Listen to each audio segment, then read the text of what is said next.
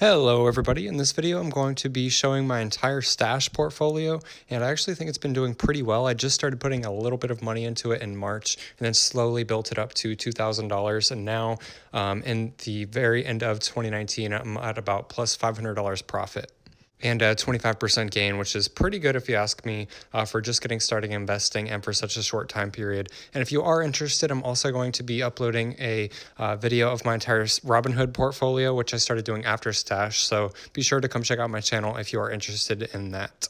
So without further ado, let's get right into it. My cash to invest is $538, which is just from dividends. I actually stopped putting any more in stash in around July maybe, and I've just been adding more to Robinhood. And then at my number one best return position is Tesla. I originally invested $325 and I'm now at just under $600, seeing about a 70% return there. And I'm interested in definitely investing more once it does drop back down in price. I believe it's around $420 for one share right now. Next up is Microsoft. I believe I invested $150 and now I'm at $193. And I've been waiting for pullback on Microsoft for forever since I started investing. And there's been very little pullback because I want to start buying some shares on Robinhood, but they've just been steadily increasing like crazy this whole year. And then there's Google, which I'm a huge supporter of. I definitely love that stock. I'm definitely going to start investing in it, probably on Robinhood, if not on Stash, once fractional shares become available on Robinhood. I really am a big fan of Robinhood, probably moving forward for adding more funds to that account.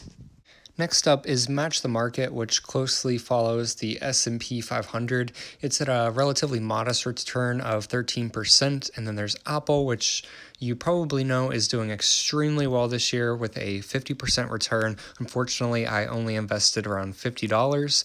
And then there's Nvidia, which is also seeing an extremely great return. I love Nvidia and AMD, and I'm actually a really big fan of AMD, but I do think they do need some pullback for me to start investing more. Next up is Activision AMD and Alibaba. I also own shares of Activision and Alibaba on Robinhood. On Stash with Activision, I'm seeing a plus 28% of return. Originally invested $75. AMD, unfortunately, I only invested $25 in it earlier this year. It had already been increasing for 6 months to a year before I even invested on Stash, and it's up another 70%, which is really, really crazy and something I did not expect, or really anyone expected it to go up there for that long. Then there's Alibaba, which I think is just going to keep going up and up and up, and it's really just mirrors how well the Chinese economy is going to keep doing, and I think Alibaba is a really great company to invest in if you do believe in the growth of China.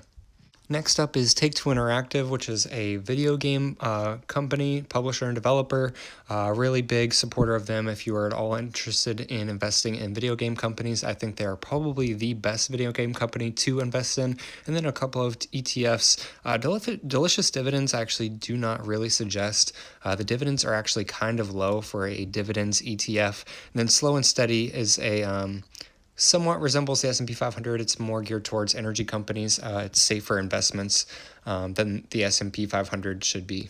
Then there's Berkshire Hathaway, which is actually not even outperforming the market this year, but I'm still a holder of them for long term. And then MasterCard and Visa, I actually only threw $25 into each of those, but I am a holder of MasterCard in my Robinhood portfolio, but still a huge supporter of both of those moving forward, favoring MasterCard.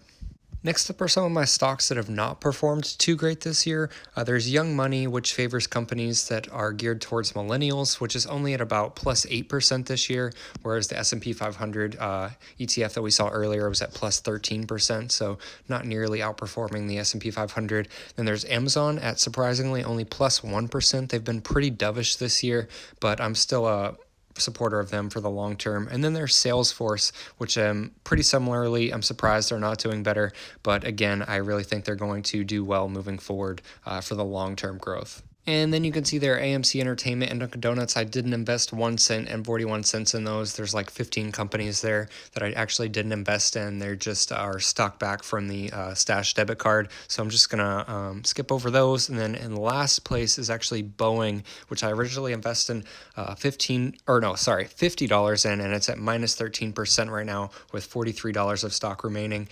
And it's my only stock that I've invested in, which is negative right now, which is pretty good if you ask me. But Boeing, again, I do not think that they're going to do badly for the really long term. They've just had a really bad year. And I've actually bought a few shares of Airbus on Robinhood, and that's actually doing really well right now. But I actually believe in both companies for the long term. Please let me know down in the comments if you have any questions about Stash or even just stocks in general. And come check out my channel for more content. And thank you so much for watching to the end.